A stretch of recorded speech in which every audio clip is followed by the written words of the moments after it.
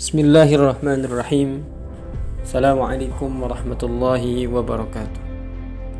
Alhamdulillah, wassalatu wassalamu ala rasulillah wa ala alihi wa sahbihi wa mawalah.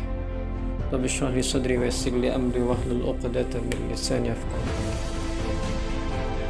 Kita mungkin pernah mendengar bagaimana kisah Sayyidina Umar bin Khattab saat pertama kali masuk Islam.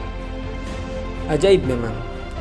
Hanya dengan beberapa untaian ayat Al-Quran saja, orang yang paling keras permusuhannya terhadap Islam itu menjadi orang yang paling terdepan membela Islam.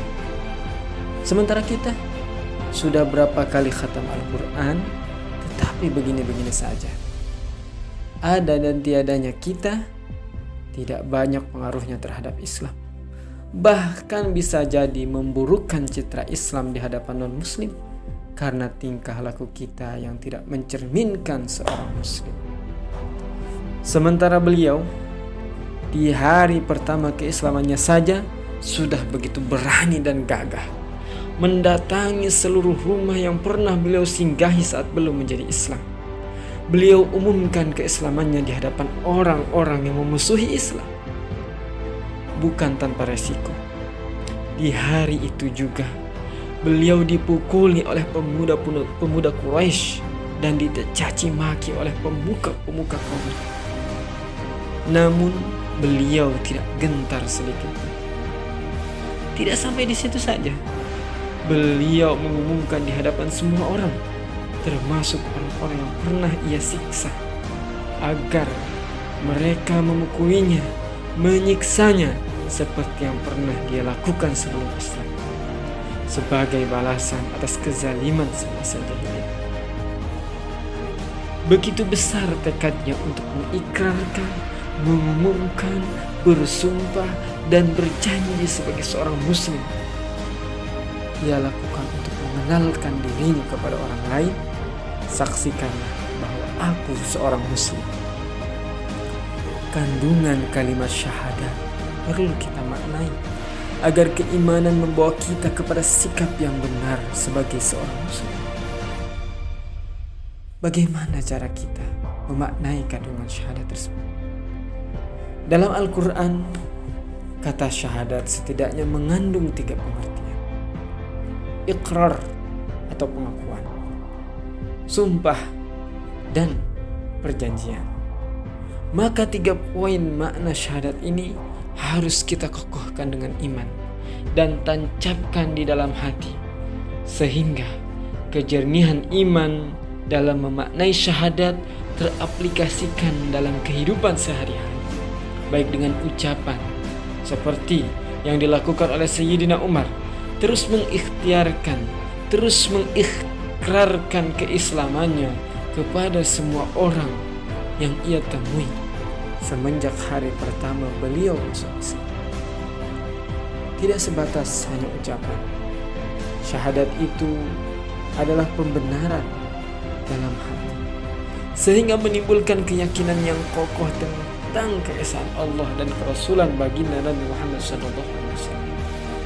Kebenaran dalam hati itu menghasilkan amal nyata dalam keseharian yang mencerminkan pemahamannya tentang makna syahadat. Seperti Sayyidina Umar yang merubah haluan hidupnya 180 derajat dari musuh Islam menjadi pembela Islam.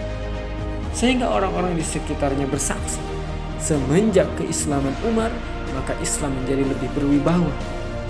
Mereka bisa demonstrasi tawaf mengelilingi Ka'bah tanpa ada yang berani mengganggu. Amal-amal kebaikan Sayyidina Umar terus-menerus bereksplorasi, diperbanyak, bermetamorfosa, berinovasi, sampai beliau tutup usia. Betapa banyak warisan amal kebaikan beliau yang kita rasakan saat ini. Karena keistiqomahan beliau dalam memaknai kandungan syahadat, maka istiqomah pula amalan kebaikan.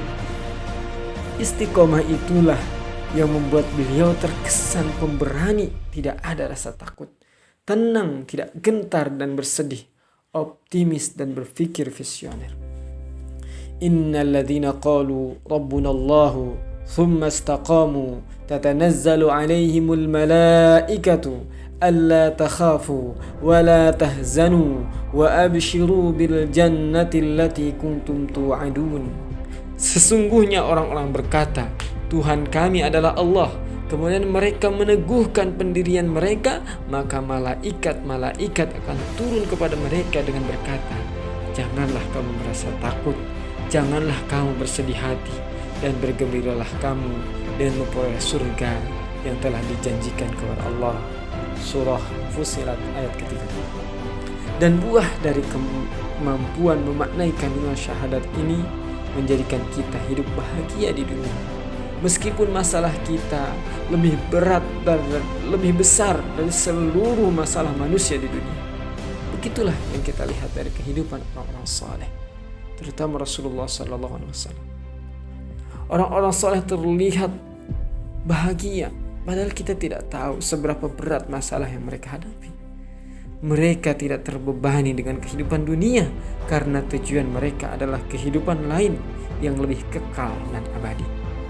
Kullu nafsin dha'iqatul maut wa innama tuwaffawna ujurakum yawmal qiyamah faman zuhziha 'anil nari wa udkhilal jannata faqad faz wa mal hayatud dunya illa mata'ul ghurur. Setiap yang bernyawa akan merasakan mati, dan hanya pada hari kiamat sajalah diberikan dengan sempurna balasan. Barang siapa dijauhkan dari neraka dan dimasukkan ke dalam surga, sungguh dia memperoleh kemenangan. Kehidupan dunia hanyalah kesenangan